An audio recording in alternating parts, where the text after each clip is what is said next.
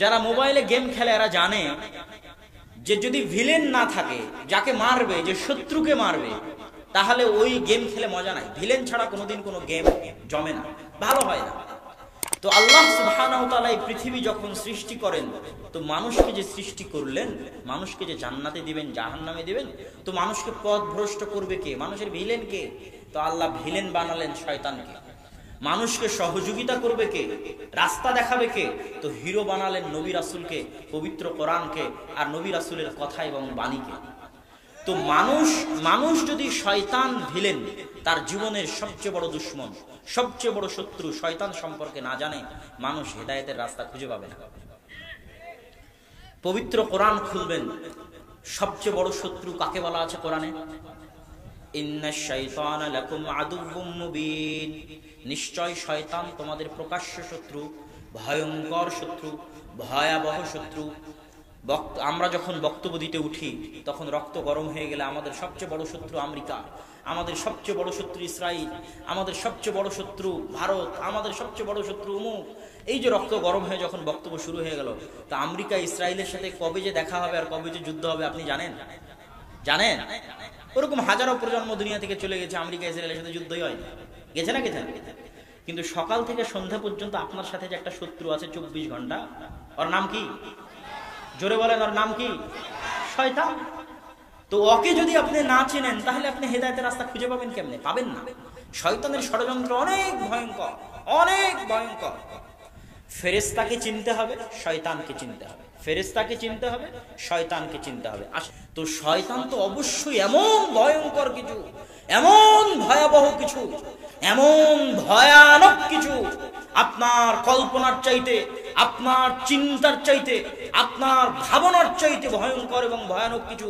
এত ভয়ানক, এত ভয়ঙ্কর যে 24 ঘন্টা আপনাকে পড়তে হচ্ছে আউযু বিল্লাহি মিনাশ শাইতানির রাজীম। না কি বলেন? আপনি কি মনে করেন? যদি এত ভয়ঙ্কর না হয়, এত গুরুত্ব দিয়ে বলার কি দরকার? এত গুরুত্ব দিয়ে বলার প্রয়োজন নাই তো। কোরআনে সব জায়গায় আল্লাহ সুবহানাহু ওয়া তাআলা বলছে তোমাদের সবচেয়ে বড় শত্রু শয়তান, তোমাদের মহা শত্রু শয়তান, তোমাদের ভয়ঙ্কর শত্রু শয়তান। কেন শয়তান ভয়ঙ্কর শত্রু? আল্লাহ পবিত্র কোরআনে শয়তানের কিছু ওয়াদা উল্লেখ করেছে, শয়তানের শপথ। ওয়ালা উদিল্লান্নাহুম ওয়ালা উমান্নিয়ান্নাহুম ওয়ালা আমুরান্নাহুম, কোরআনের আয়াত। তো শয়তানে শপথ করছে যে অবশ্যই আমি মানুষকে পথভ্রষ্ট করবই করব। ওয়ালা উদিল্লান্নাহুম, অবশ্যই আমি মানুষকে পথভ্রষ্ট করেই ছাড়ব। ওয়ালা আকুদান্নাহুম সিরাতাকাল মুস্তাকিম, মানুষ সিরাতে মুস্তাকিমে যেন চলতে না পারে, এই জন্য সিরাতে মুস্তাকিমে চলার ক্ষেত্রে মানুষের রাস্তায় আমি শয়তান বাধা দিব তার ডান দিক থেকে, আমি শয়তান বাধা দিব তার বাম দিক থেকে, আমি শয়তান বাধা দিব তার সামনে থেকে, আমি শয়তান বাধা দিব তার পিছন থেকে। এগুলো কোরআনের আয়াতে আল্লাহ বর্ণনা করতেছেন। কার শপথ? জোরে বলেন, কার শপথ? শয়তানের শপথ। তো শয়তান যদি কাল্পনিক কিছু হয়, আর মানুষ যতই আপনি বলেন আমি শয়তানে বিশ্বাস করি, কেউ শয়তানে বিশ্বাস করে না। যতই বলেন ফেরেশতায় বিশ্বাস করি, আসলে কেউ ফেরেশতাতে বিশ্বাস করে না। মানুষ যদি শয়তান আর ফেরেশতাকে জানতো, মানুষ কোনোদিন গুনাহই করত না। মানুষ যদি বুঝতো যে শয়তানের ষড়যন্ত্র কেমন, সে কিভাবে শয়তানের গোলাম হয়ে গেছে, কিভাবে শয়তানের দাস হয়ে গেছে, আর শয়তান যে বাস্তব কিছু, নট কাল্পনিক, শয়তান যে সত্যিই মানুষকে গোলাম বানাতে পারে, আমরা যে সত্যিই শয়তানের গোলাম হয়ে গেছি, এটা যতক্ষণ না বুঝতে পারবো ততক্ষণ শয়তানের গোলামি থেকে মুক্তি পাবো কিভাবে? পাবো না তো মুক্তি। জানতে তো হবে আগে শয়তানকে। শয়তানের পরিচয়ের 1 নম্বর পয়েন্ট হচ্ছে মানুষও শয়তান হতে পারে, জিনও শয়তান হতে পারে। জিন আর মানুষের বাইরে শয়তান বলে আলাদা কোনো সৃষ্টি নাই। আল্লাহ জিন শয়তানই মূল শয়তান। জিনদের মধ্যে যারা পথভ্রষ্ট, জিনদের মধ্যে যারা খারাপ, এরাই শয়তান। আর শয়তানের সবচেয়ে বড় নেতাকে ইবলিস, সবচেয়ে বড় নেতাকে ইবলিস। এবং ইবলিস মহাসমুদ্রে বিশাল আসন নিয়ে বসে, এটা কাল্পনিক নয়, সত্যি ইবলিস মহাসমুদ্রে, আজকেও ইবলিস মহাসমুদ্রে তার আসন নিয়ে বসেছে। সারা পৃথিবীতে তার যে বিশাল বাহিনী আছে মানুষকে পথভ্রষ্ট করার, আমাকে এবং আপনাকে পথভ্রষ্ট করার, ওই সব বাহিনী তাকে গিয়ে রিপোর্ট দেয়। আল্লাহর বাহিনী ফেরেশতা আল্লাহকে গিয়ে রিপোর্ট দেয় মানুষ আজ সারাদিন কি করেছে। আর ইবলিসের বাহিনী শয়তান গিয়ে ইবলিসকে রিপোর্ট দেয় কতজন মানুষকে গান শুনিয়েছে, কতজন মানুষকে জেনায় লিপ্ত করিয়েছে, কতজন মানুষকে দিয়ে এই গুনাহ করিয়ে নিয়েছে। তখন ইবলিসের কাছে সবচেয়ে দামি গুনাহ হচ্ছে স্বামী স্ত্রীর মধ্যে তালাক করিয়ে দেওয়া। সবচেয়ে দামি কাজ পৃথিবীতে, ফাসাদ সৃষ্টি করার, পৃথিবীতে ফিতনা সৃষ্টি করার সবচেয়ে দামি কাজ স্বামী স্ত্রীর মধ্যে বিচ্ছিন্নতা করিয়ে দেওয়া। এটাতে ইবলিস সবচেয়ে খুশি হয়, তার সাথে উঠে গিয়ে কোলাকুলি করে। হাদিসের বাক্য ইয়ালতাজিমু, তাকে উঠে গিয়ে কোলাকুলি করে। নাম আনতা, ইবলিস বলে হ্যাঁ তুমি ঠিক কাজ করেছো, তোমারই আমার দরকার। কেন ইবলিস এত খুশি হয় স্বামী স্ত্রীর বিচ্ছিন্নতায়? আল্লাহ বহু বক্তব্যে, আদর্শ পরিবারের বহু বক্তব্যে আমি বলেছি, আল্লাহ পৃথিবীকে আবাদ করে কি দিয়ে? পরিবার দিয়ে। কি দিয়ে আবাদ করছে আল্লাহ পৃথিবীকে? পরিবার দিয়ে। যখন লূত আলাইহিস সালামের কওম পরিবার প্রথার বিরুদ্ধে চলে গেছে, তখন আল্লাহ লূত আলাইহিস সালামের কওমকে এইভাবে উল্টিয়ে ধ্বংস করে দিয়েছে, দুনিয়াতেই রাখেনি। পৃথিবীর মানুষ আবারও যেই দিন পরিবার প্রথার বিরুদ্ধে চলে যাবে, ওই দিন আল্লাহ পৃথিবী ধ্বংস করে দেবে। সেই দিন কোন দিন? যেই দিন মানুষ কুকুর যেমন কুকুরনির সাথে রাস্তায় মিলিত হয় লজ্জা বুঝে না, গাধা যেমন গাধীর সাথে প্রকাশ্যে মিলিত হয় লজ্জা বুঝে না, মানুষ ওইভাবে জেনায় লিপ্ত হবে লজ্জা বুঝবে না। ওই দিন আল্লাহ পৃথিবী আর রাখবেন না, ধ্বংস করে দিবেন। তবে সেই দিন ইমাম মাহদি আর ঈসা আলাইহিস সালামের আগে নয়, তাদের মৃত্যুর পরে একটা শীতল বাতাসে দুনিয়া থেকে সব মুমিন মানুষ চলে যাবে। দুনিয়াতে শুধু কাফের, মুশরিক, ফাসিকরা থাকবে। ওই কাফের, মুশরিক, ফাসিকদের চরিত্র বৈশিষ্ট্য হবে এমন যে তারা পশু প্রাণীর মতো খোলা রাস্তায় জেনায় লিপ্ত হবে। তখন আর পরিবার প্রথা থাকবে না। আর পরিবার প্রথা না থাকা মানে আল্লাহ কিয়ামত কায়েম করে দিবে। তাহলে এখনো কিয়ামত হয়নি কি জন্য বলেন তো? পরিবার প্রথা আছে তাই। কি জন্য কিয়ামত হয়নি? জোরে বলেন, কি আছে তাই? পরিবার আছে তাই কিয়ামত হয়নি রে বাবা। পরিবার আছে এই জন্য কিয়ামত হয়নি। পরিবার যেই দিন থাকবে না ওই দিন কিয়ামত হয়ে যাবে। তাহলে পৃথিবী টিকে আছে পরিবার দিয়ে। তাহলে ইসলামেরও মূল ভিত্তি পরিবার। তো যখন স্বামী স্ত্রীর মধ্যে বিচ্ছেদ ঘটে যায়, তালাক বৃদ্ধি পেয়ে যায়, সমাজ তালাকে পরিপূর্ণ হয়ে যায়, পরকীয়ায় পরিপূর্ণ হয়ে যায়, অবৈধ সম্পর্কে পরিপূর্ণ হয়ে যায়, তখন সমাজ পচে গলে নষ্ট দুর্গন্ধ শেষ হয়ে যায়। পরিবারই যখন নাই, তখন আর ইসলাম থাকে কিভাবে? এই জন্য ইবলিস সবচেয়ে ভালোবাসে পরিবার ধ্বংস করতে। কি ধ্বংস করতে? ইবলিসের বাহিনী যারা পৃথিবীতে আছে, এরাও দেখবেন সব পরিবারের শত্রু। কিসের শত্রু? পরিবারের শত্রু। ওই যে মা এবং বোনকে বাড়ির থেকে বের করে নিয়ে যাবে, এনজিওর কর্মী, নারীবাদীরা, এই নারীবাদীরা সব কার গোলাম? ইবলিসের গোলাম। কার গোলাম? শয়তানের গোলাম। এবং কে জানে এদের সাথে শয়তানের কথোপকথন হয়, মিটিং হয়, অস্বাভাবিক কিছু নয়। শয়তানের সাথে তাদের কথোপকথন হতে পারে, শয়তানের সাথে তাদের মিটিং হতে পারে। এরা শয়তানের আদেশে, ইবলিসের আদেশে পরিবার ধ্বংস করার জন্য এরা রাস্তায় নেমেছে, মাঠে নেমেছে। মেয়েদেরকে ঘর থেকে বাইরে বের করে নিয়ে গেলে পরিবার ধ্বংস হয়ে যাবে। এই জন্য ইবলিস সবচেয়ে পছন্দ করে পরিবার ধ্বংস করতে।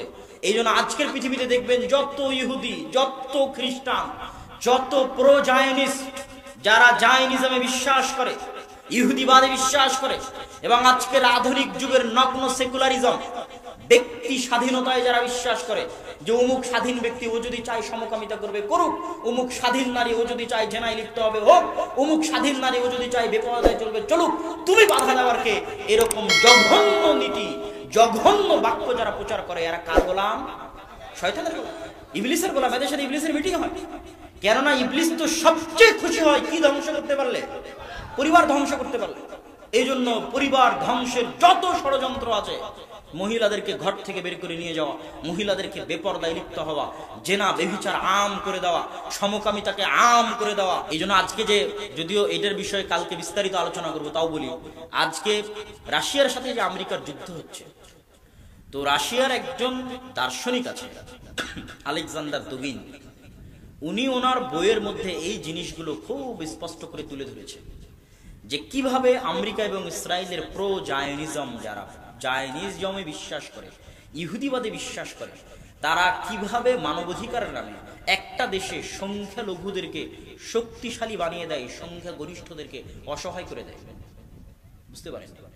সংখ্যালঘুদেরকে শক্তিশালী করে আর সংখ্যা গরিষ্ঠদেরকে অসহায় করে দেয়। অসহায়।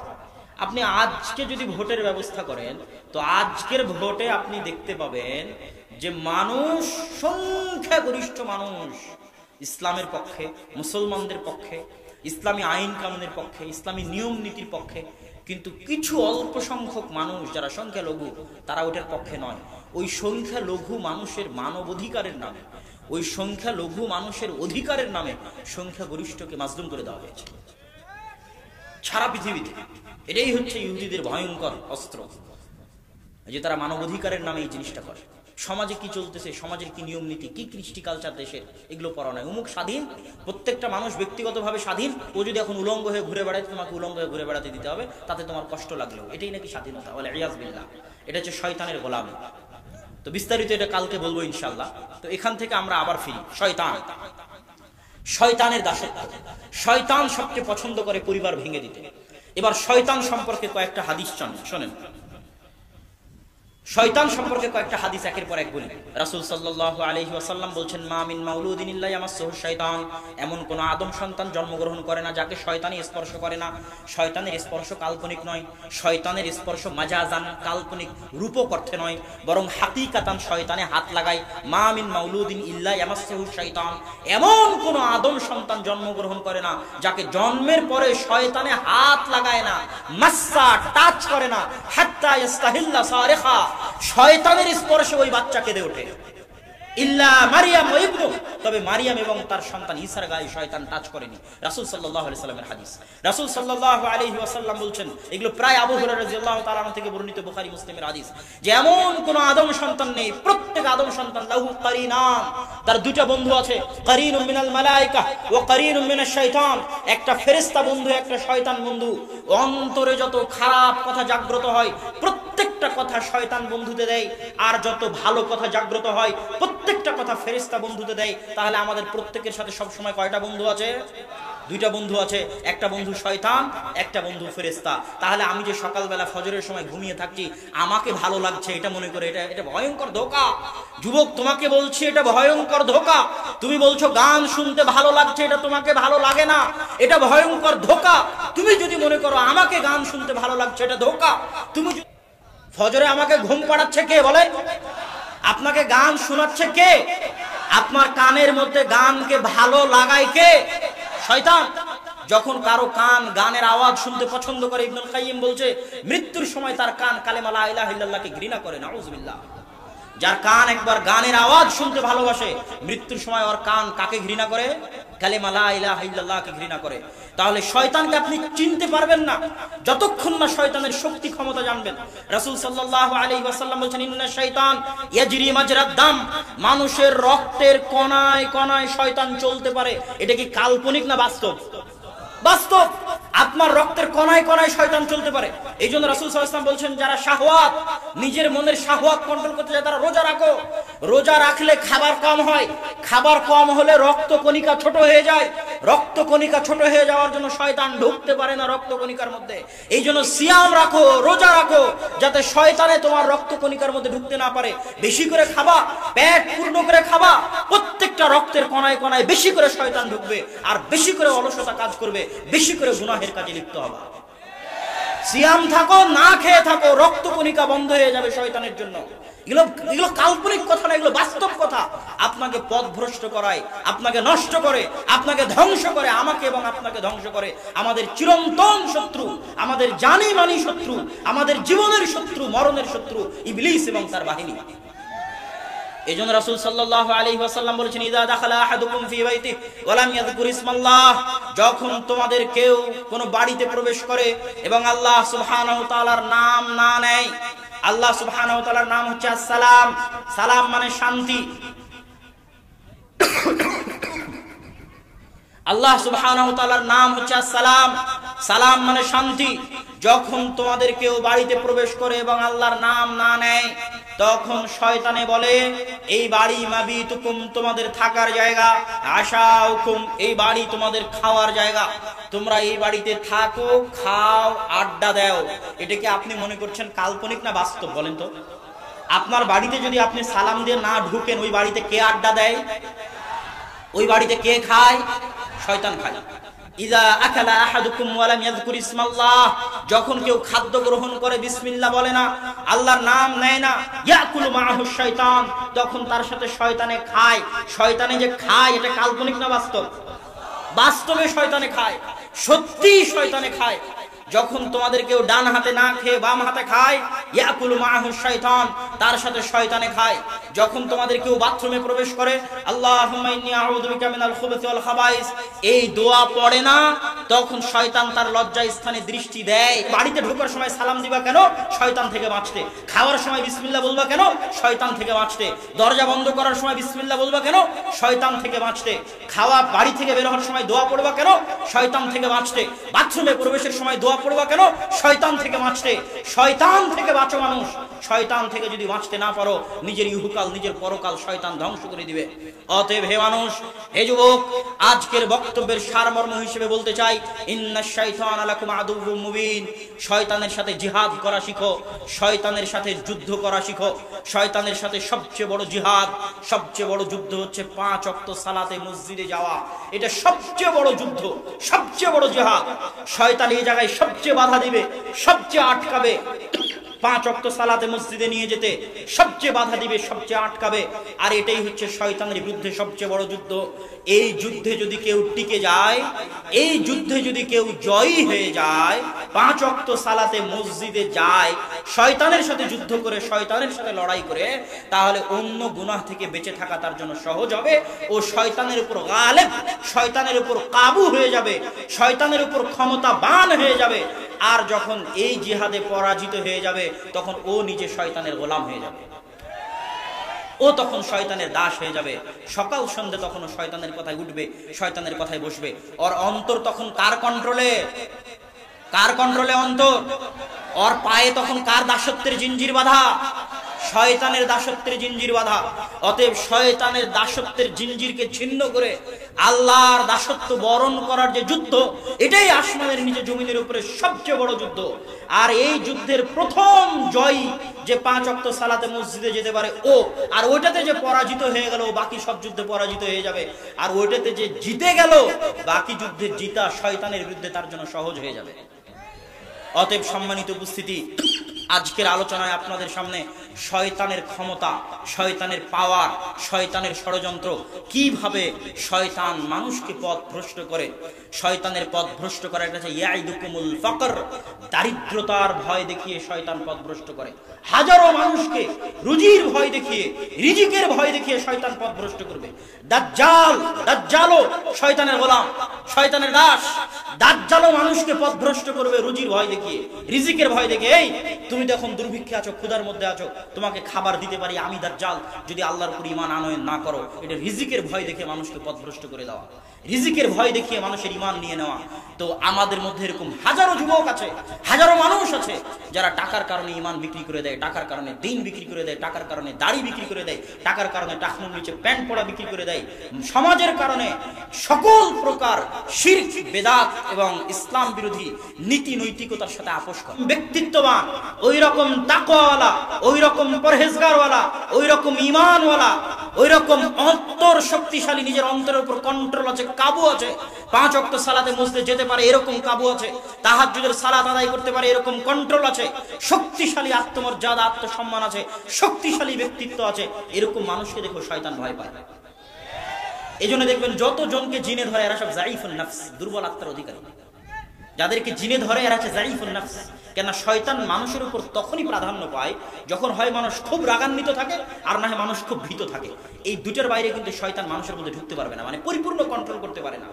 হয় খুব রাগান্বিত, খুব রাগান্বিত হলেও শয়তানের জন্য সহজ হয় ঢুকে যাওয়া, খুব ভীত হলেও শয়তানের জন্য সহজ হয় ঢুকে যাওয়া। তো যাদের যায়ীফুন নফস, ব্যক্তিত্ব দুর্বল, আত্মমর্যাদা দুর্বল, আত্মসম্মান দুর্বল, এদেরকে দেখে শয়তান জীবনে ভয় পায় না, শয়তান এদেরকে গোলাম বানিয়ে ফেলে। আর যাদের আত্মমর্যাদা মজবুত, যাদের সালাত মজবুত, সিয়াম মজবুত, ইবাদত মজবুত, আল্লাহর সাথে সম্পর্ক মজবুত, শয়তান এদেরকে দেখে ভয় পায়। সম্মানিত উপস্থিতি, বক্তব্যের শেষের দিকে চলে এসেছে। দান, দান এমন একটি ইবাদত যেটার ক্ষেত্রে আমি শুধু একটাই আয়াত করি, সেটা হচ্ছে মিম্মা রাযাকনাহুম ইউনফিকুন। আল্লাহ সুবহানাহু ওয়া তাআলা আমাদেরকে বলেনি যে আমাদের টাকা আমাদেরকে দান করতে হবে, এটা আল্লাহ সুবহানাহু ওয়া তাআলা বলেননি। আল্লাহ সুবহানাহু ওয়া তাআলা কোরআনেও বলেননি মানুষ তোমাদের টাকা দান করো, হাদিসেও আল্লাহ বলেননি মানুষ তোমাদের ধন সম্পদ দান করো। তো আপনি আশ্চর্য হবেন ভেবে, আমার ধন সম্পদ দান না করলে কার দান করব, আমার টাকা দান না করলে কারটা দান করব? কথা আসলে এটা নয়।